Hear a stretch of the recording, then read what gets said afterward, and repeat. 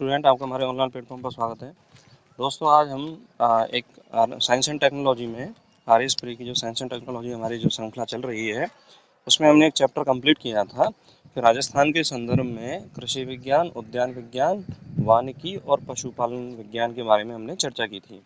तो हमने theory class को कंप्लीट कर लिया था।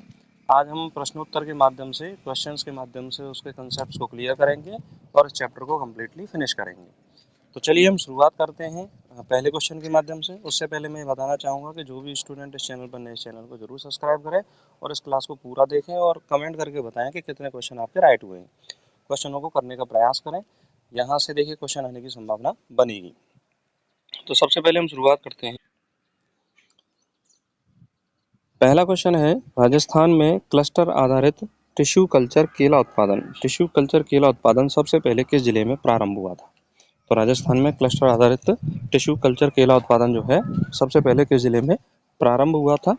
तो उसका राइट आंसर है अजमेर में। ये सबसे पहले टिश्यू कल्चर जो केला उत्पादन है, और टिश्यू कल्चर प्रयोगशाला भी कहाँ पर है? अजमेर में है। ये मैंने थ्योरी में पढ़ाया है। तो इसका राइट आंसर क्या हो जाएगा? अजमेर। नेक्स्ट क्वेश्चन के बारे में बात करते हैं। राजस्थान किसान साथी पोर्टल राजस्थान में पूर्ण रूप से किस वर्ष लागू हुआ था? तो देखिए, ये क्वेश्चन जो है वो इम्पोर्टेंट है आपके लिए। इसको आप याद रखें कि राजस्थान किसान साथी पोर्टल राजस्थान में किस वर्ष से पूर्ण रूप से लागू हुआ है? तो उसका राइट आंसर है 2019 से राजस्थान में किसान साथी पोर्टल को पूरी तरह से लागू किया गया है। अगले क्वेश्चन के बारे में बात करते हैं। 20वीं पशुधन गणना ये कब हुई है? 2019 में हुई है। के अनुसार राजस्थान में ऊंटों की संख्या भारत का कितना प्रतिशत है? इसका को हटा दीजिए। भारत का कितना प्रतिशत है? तो इसका राइट आंसर हो गया भाई, भारत में जितने ऊंट हैं उसका कितना प्रतिशत राजस्थान में ऊंट हैं? तो इसका राइट आंसर हो जाएगा 63%। कितना हो जाएगा? 63%। 63% ऊंट भारत में, राजस्थान में पाए जाते हैं, पूरे भारत के ऊंटों का। तो सबसे ज्यादा ऊंट पाए जाते हैं राजस्थान में। नेक्स्ट हम बात करते हैं, राजस्थान की किस भेड़ नस्ल को लिविंग मशीन कहा जाता है? ये इंपॉर्टेंट क्वेश्चन है परीक्षा की दृष्टि से, क्योंकि यह अत्यधिक ऊन उत्पादन करती है। तो राजस्थान में अत्यधिक ऊन उत्पादन करने वाली जो भेड़ की नस्ल है वो कौन सी नस्ल है? ये क्वेश्चन में पूछा गया है और इसका राइट आंसर होगा चोकला। तो चोकला को ही लिविंग मशीन कहा जाता है क्योंकि यह सबसे ज्यादा ऊन उत्पादन करती है। नेक्स्ट हम बात करते हैं, राजस्थान सरकार द्वारा 2030 तक हरित आवरण बढ़ाने का लक्ष्य रखा गया है। यानी कितना प्रतिशत जो हरित आवरण है उसको बढ़ाने का लक्ष्य रखा गया है? ये देखिए क्वेश्चन इंपॉर्टेंट है, परीक्षा में ये पूछा जा सकता है आने वाली परीक्षाओं में। तो इसका राइट आंसर है 13%। कितना है? 13% लक्ष्य रखा गया है हरित आवरण बढ़ाने का। नेक्स्ट हम बात करते हैं, राजस्थान की एकमात्र अत्याधुनिक FTIR HPLC आधारित दुग्ध परीक्षण प्रयोगशाला कहाँ पर स्थित है? तो दुग्ध परीक्षण जो प्रयोगशाला ये है जयपुर में स्थित है। कहाँ पर स्थित है? जयपुर में स्थित है। तो इसका राइट आंसर क्या हो जाएगा? सी। नेक्स्ट है, ओरण और गोचर भूमि के सामुदायिक अधिकार संविधान की किस अनुसूची से जुड़े हुए हैं? तो देखिए, आपको पता है हमारे भारतीय संविधान में कितनी अनुसूचियां हैं?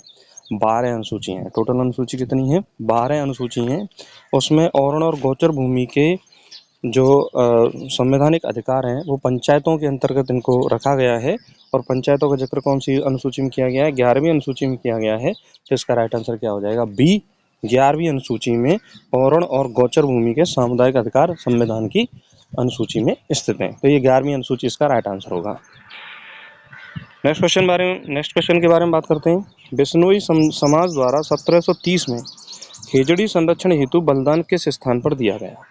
ये इम्पोर्टेंट क्वेश्चन है कि भाई बिश्नोई समाज जो है वो आपको पता होगा कि वन संरक्षण के लिए अमृता देवी बिश्नोई ने अपने प्राण त्याग दिए थे। तो बिश्नोई समाज ने वनों के संरक्षण के लिए, खेजड़ी के संरक्षण के लिए किस स्थान पर अपना बलिदान दिया था? तो इसका राइट आंसर हो गया सेखाला। क्या हो गया? सेखाला। नेक्स्ट हम बात करते हैं, डेजर्ट डेवलपमेंट प्रोग्राम फेज 3 के अंतर्गत सर्वाधिक जल संरक्षण कार्य किस जिले में हुआ है? डेजर्ट डेवलपमेंट प्रोग्राम फेज 3 के अंतर्गत सर्वाधिक जो जल संरक्षण का कार्य है वो कौन से क्षेत्र में हुआ है? तो देखिए, सबसे ज़्यादा डेजर्ट कहाँ पाया जाता है? जैसलमेर में। कहाँ पाया जाता है? जैसलमेर में। तो जैसलमेर में ही सबसे ज़्यादा जल संरक्षण का कार्य किया जाएगा। तो इसका राइट आंसर क्या हो जाएगा? बी। नेक्स्ट हम बात करते हैं देसी घोड़े की जीनोम सीक्वेंसिंग परियोजना में राजस्थान का साझेदार संस्थान कौन है? यानी देसी घोड़े की जीनोम सीक्वेंसिंग परियोजना प्रोजेक्ट जो चलाया जा रहा है उसमें राजस्थान सरकार के साथ और कौन सी संस्था साझेदार है? तो इसका राइट आंसर है NRCE हिसार। कौन सा है? NRCE हिसार जो है वो संस्था है जो देसी घोड़े की जीनोम सीक्वेंसिंग परियोजना का हिस्सा है। नेक्स्ट हम बात करते हैं श्रबलैंड डेंस श्रेणी में सबसे अधिक क्षेत्र किस जिले में है? श्रबलैंड डेंस श्रेणी में सबसे अधिक क्षेत्र किस जिले में है? तो ये मोस्ट इंपोर्टेंट क्वेश्चन है परीक्षा की दृष्टि से। तो इसका राइट आंसर क्या हो गया? ए। चित्तौड़ में सबसे ज्यादा श्रबलैंड डेंस श्रेणी के पौधे पाए जाते हैं। देखिए पौधे तीन तरह के होते हैं, हर्ब, श्रब और ट्री। तो हर्ब होते हैं छोटे छोटे पौधे, कॉमन पौधे होते हैं जिसमें जैसे घास हो गया, पालक हो गया, बथुआ हो गया। श्रब होती है झाड़ियाँ। श्रब क्या होती है? झाड़ियाँ। तो झाड़ियों की जो अधिकता है वो कहाँ पर ज्यादा पाई जाती है? वो चित्तौड़गढ़ जिले में पाई जाती है। तो इसका राइट आंसर क्या हो गया? ए। नेक्स्ट हम बात करते हैं राजस्थान की पहली ग्राम स्तरीय हाइड्रोपोनिक्स चारा उत्पादन इकाई कहाँ स्थापित हुई? तो राजस्थान की पहली ग्राम स्तरीय हाइड्रोपोनिक्स चारा उत्पादन इकाई कहाँ स्थापित हुई? तो इसका राइट आंसर क्या है? शार्दुल शहर चूरू में। कहाँ हुई है? शार्दुल शहर चूरू में ये हाइड्रोपोनिक्स चारा उत्पादन इकाई स्थापित हुई है। नेक्स्ट हम बात करते हैं डेजर्ट कूल चैम्बर तकनीक का पेटेंट किस कृषि विश्वविद्यालय ने कराया है? डेजर्ट कूल चैम्बर एक तकनीक है कूलिंग की, तो उस तकनीक का जो पेटेंट है वो किस कृषि विश्वविद्यालय ने कराया है? तो कराया है Maharana Pratap university of agriculture and technology Udaipur ने कराया है। तो Maharana Pratap university agriculture university है उदयपुर में, उसने डेजर्ट कूल चैम्बर जो तकनीक है उसका पेटेंट कराया है, उसका आविष्कार इन्हीं ने किया है। नेक्स्ट हम बात करते हैं राजस्थान का पहला प्लांट हेल्थ क्लिनिक। राजस्थान का पहला प्लांट हेल्थ क्लिनिक कहाँ स्थापित किया गया है?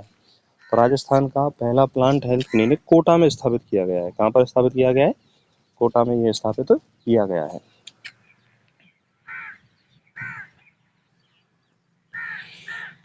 अगले क्वेश्चन के बारे में बात करते हैं कृषि सूचना प्रौद्योगिकी केंद्र एग्रीकल्चर आईटी हब की स्थापना राज्य में किस स्थान पर हुई है?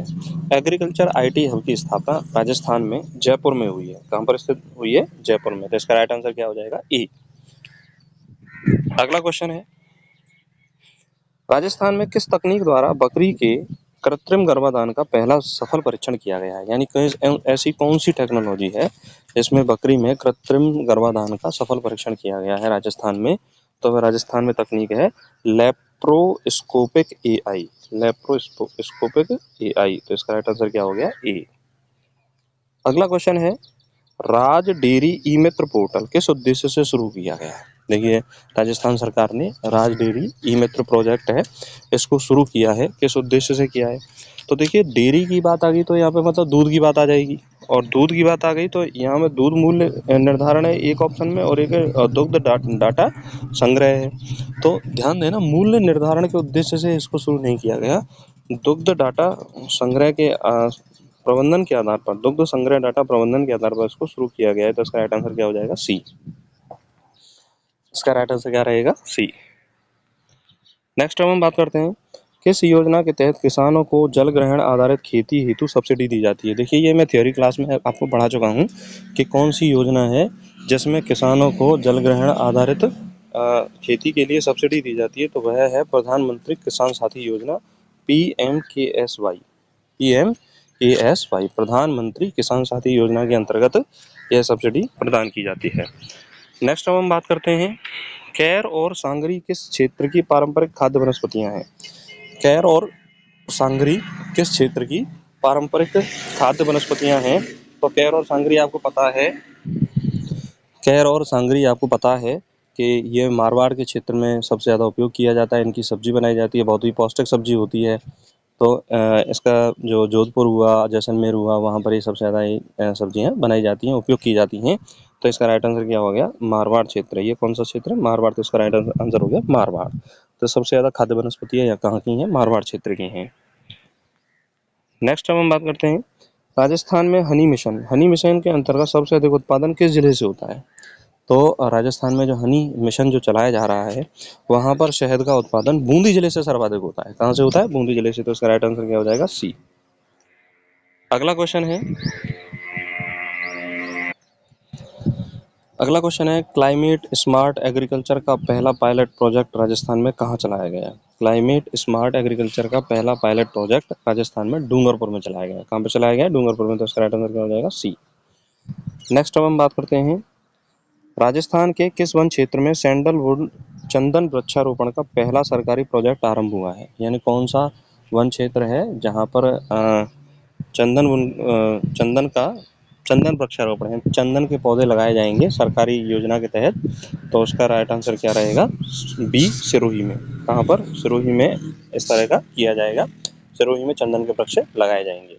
इसका राइट आंसर हो गया बी। नेक्स्ट अब हम बात करते हैं,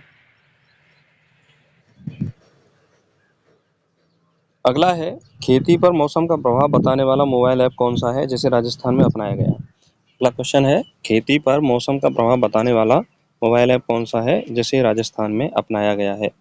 तो देखिए जो खेती पर मौसम का प्रभाव बताने वाला जो मोबाइल ऐप है वह है मेघदूत, और इस मेघदूत को मोबाइल ऐप को राजस्थान में अपनाया गया है। तो इसका राइट आंसर क्या हो जाएगा? बी। अगला क्वेश्चन है प्रधानमंत्री बीमा योजना में किस देसी नस्ल पर केंद्रित बीमा कार्यक्रम विशेष रूप से चलाया जा रहा है? यानी ऐसी कौन सी देसी नस्ल है जिसको प्रधानमंत्री बीमा योजना में सम्मिलित किया गया है और उस पर बीमा कार्यक्रम को चलाया जा रहा है? तो वह देसी नस्ल है, गाय की नस्ल है थार पारकर। कौन सी नस्ल है? थार पारकर। तो इसका राइट आंसर क्या हो जाएगा? ए। इसका राइट आंसर रहेगा ए, थार पारकर। पारकर जो नस्ल है उस पर का बीमा कार्यक्रम विशेष रूप से चलाया जा रहा है। नेक्स्ट अब हम बात करते हैं राजस्थान के किस जिले को गॉड कैपिटल ऑफ राजस्थान कहा जाता है? देखिए ये अच्छा क्वेश्चन है, राजस्थान जी का भी क्वेश्चन है, ज्योग्राफी का भी क्वेश्चन है। तो ये क्वेश्चन पूछा भी जा सकता है आपसे कि राजस्थान का ऐसा कौन सा जिला है जिसे गॉड कैपिटल ऑफ राजस्थान कहते हैं? और इसमें ऑप्शन है सीकर, जयपुर, टोंक और झुंझुनू। तो इसमें राइट आंसर है झुंझुनू। झुंझुनू जिले को गॉड कैपिटल ऑफ राजस्थान कहा जाता है। क्या कहा जाता है? गॉड कैपिटल ऑफ राजस्थान कहा जाता है। नेक्स्ट अब हम बात करते हैं एग्रो फॉरेस्ट्री मॉडल कृषि वानिकी राजस्थान में सबसे सफल किस क्षेत्र में है? कृषि वानिकी राजस्थान में सबसे सफल किस क्षेत्र में है? तो देखिए एग्रो फॉरेस्ट्री जो योजनाएं हैं वो सब सर्वाधिक योजना कहाँ चल रही हैं? अरावली पर्वत श्रृंखला में चल रही हैं। थ्योरी क्लास में हम चर्चा कर चुके हैं। तो इसका राइट आंसर क्या हो जाएगा? अरावली पर्वत। तो वहीं पर ये एग्रो फॉरेस्ट्री मॉडल की जो योजना सबसे सफल हुई है वो कौन सा है? अरावली पर्वतीय क्षेत्र। यहाँ पर जो वन वृक्षारोपण है वो तेजी से बढ़ाया जा रहा है। नेक्स्ट अब हम बात करते हैं किस योजना के तहत कृषि ड्रोन व रोबोट्स को बढ़ावा दिया जा रहा है? राजस्थान में किस योजना के तहत कृषि ड्रोन व रोबोट्स को बढ़ावा दिया जा रहा है? पहला ऑप्शन है राजस्थान कृषि प्रौद्योगिकी मिशन, दूसरा आत्मा योजना, तीसरा प्रधानमंत्री किसान साथी योजना, चौथा जल जीवन मिशन। तो इसका राइट आंसर क्या हो जाएगा? कृषि प्रौद्योगिकी मिशन ए। इसका राइट आंसर क्या रहेगा? कृषि प्रौद्योगिकी मिशन ए के तहत राजस्थान में कृषि ड्रोन और रोबोट्स को बढ़ावा दिया जा रहा है। नेक्स्ट अब हम बात करते हैं किस जिले में हाइड्रोपोनिक खेती पर राज्य का पहला प्रशिक्षण केंद्र शुरू किया गया है? किस जिले में हाइड्रोपोनिक जो खेती है, हाइड्रोपोनिक्स क्या होता है कि मिट्टी में पौधे को नहीं उगाया जाता, जलीय वातावरण जल में ही मतलब पोषक तत्वों को डाल दिया जाता है और वहाँ पर पौधे उगाए जाते हैं। तो बिना मृदा के पौधों को उगाने की जो तकनीक है उसे हम हाइड्रोपोनिक्स कहते हैं। तो इसका जो पहला प्रशिक्षण केंद्र है वो कहाँ पर शुरू किया गया है? जयपुर में। कहाँ पर शुरू किया गया है? जयपुर में ये प्रशिक्षण केंद्र शुरू किया गया है।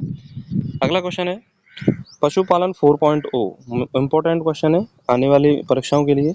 इसका इस पहल का लक्ष्य क्या है? पशुपालन 4.0 पहल का लक्ष्य क्या है? तो पशुपालन 4.0 पहल का जो लक्ष्य है केवल दूध उत्पादन ये नहीं है, पशु ट्रैकिंग व स्मार्ट हेल्थ, मतलब पशुओं की ट्रैकिंग व स्मार्ट हेल्थ इसका लक्ष्य है। नस्ल सुधार इसका लक्ष्य नहीं है, केवल बीमा योजना इसका लक्ष्य नहीं है। तो पशु ट्रैकिंग और स्मार्ट हेल्थ इसका लक्ष्य है। अगला क्वेश्चन है राजस्थान वानिकी अनुसंधान संस्थान, राजस्थान फॉरेस्ट रिसर्च इंस्टीट्यूट कहाँ पर स्थित है? इंपॉर्टेंट क्वेश्चन है परीक्षा की दृष्टि के लिए। तो Rajasthan forest research institute Jodhpur में स्थित है। कहाँ पर स्थित है? जोधपुर में स्थित है। तो इसका राइट आंसर क्या हो गया? बी। इसका राइट आंसर क्या रहेगा? बी। अगला प्रश्न है राजस्थान का पहला हर्बल पार्क कहाँ विकसित किया गया है? तो राजस्थान का पहला हर्बल पार्क सिरोही में विकसित किया गया है। कहाँ पर विकसित किया गया है? सिरोही में। तो इस तरह से दोस्तों हमने इन क्वेश्चनों के माध्यम से इस चैप्टर को रिवाइज किया। आशा करता हूँ कि आपको इन क्वेश्चनों के माध्यम से ये चैप्टर समझ में आया होगा और आने वाली परीक्षाओं में आपके लिए ये जो हमारी प्रैक्टिस श्रृंखला है आपके लिए उपयोगी रहेगी। आपको ये क्लास कैसी लगी? आपके कितने क्वेश्चन इसमें राइट हुए? हमें कमेंट करके ज़रूर बताएं। अगर ये क्लास आपको अच्छी लगी है तो इस क्लास को लाइक करें और अपने दोस्तों तक शेयर करें। और जो भी स्टूडेंट RS प्री की साइंस एंड टेक्नोलॉजी की तैयारी कर रहे हैं, चैनल को जरूर सब्सक्राइब करें। पढ़ते रहें, आगे बढ़ते रहें। नमस्कार, धन्यवाद।